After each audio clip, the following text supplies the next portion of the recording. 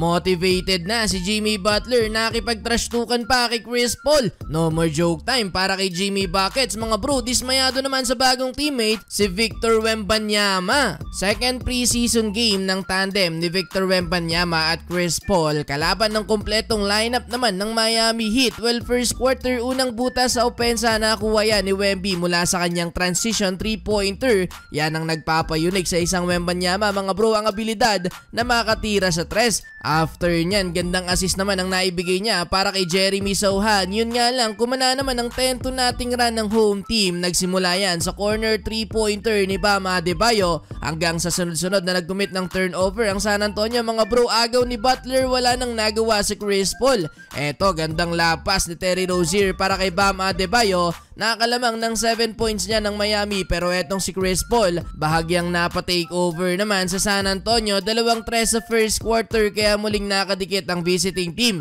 Well, halfway mark, pinagpahinga muna si Wembanyama at CP3 habang ang Miami Heat under 4 minutes pa ng unang bumalasan ng players. Take 5 points para kay Tyler Hero at Terry Rozier. 5-man substitution para kay Coach Erik Spoelstra. Off the bench, nakapukol ng tig-isang tres etong si Kevin Love at Alec Burks. Last 2 minutes mga bro, ibinalik pa si Victor Wembanyama at nakakapagdala pa ng 2 points kung saan easy layup sa ilalim. 5 points para kay Wemby samahan ng 4 rebounds, 27-21 end of first quarter. Second quarter, napa-early timeout si Coach Erik Spoelstra dahil sa ginawang run ng Spurs. First block para kay Wemby, huli ang tira ni Duncan Robinson. Muling nakatabla dyan ng San Antonio mga bro. Driving dunk ni Victor Wembanyama, wala nang bumalak, sumabay pa. Nasundan pa yan ng assist niya para kay Chris Paul. 29-29, tabla ang talaan under 8 minutes pero napabuhat sa Miami Heat. Etong sophomore pero parang veterano na maglaro na si Jaime Jaquez Jr. 8 points sa second quarter para kay Triple J.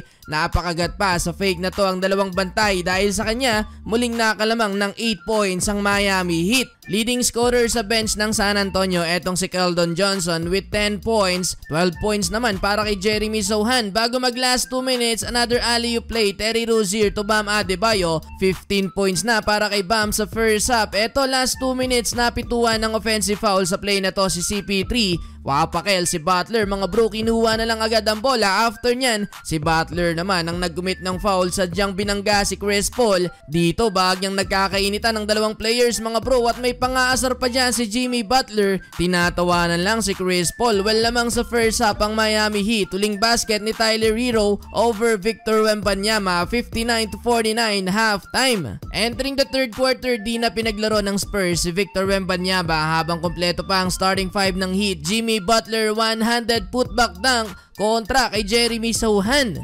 Pinaglaro pa ng Spurs si Chris Paul mga bro kung saan nagtala pa siya ng 5 points pero etong si Jimmy Butler another dunk bago ilabas under 4 minute mark at hindi na ibinalik pa ni Coach Erik Spoelstra. 10 points para kay Butler, 20 points naman para kay Bam Adebayo, 8 points with 7 rebounds para kay Wemby. Chris Paul naman may 13 points.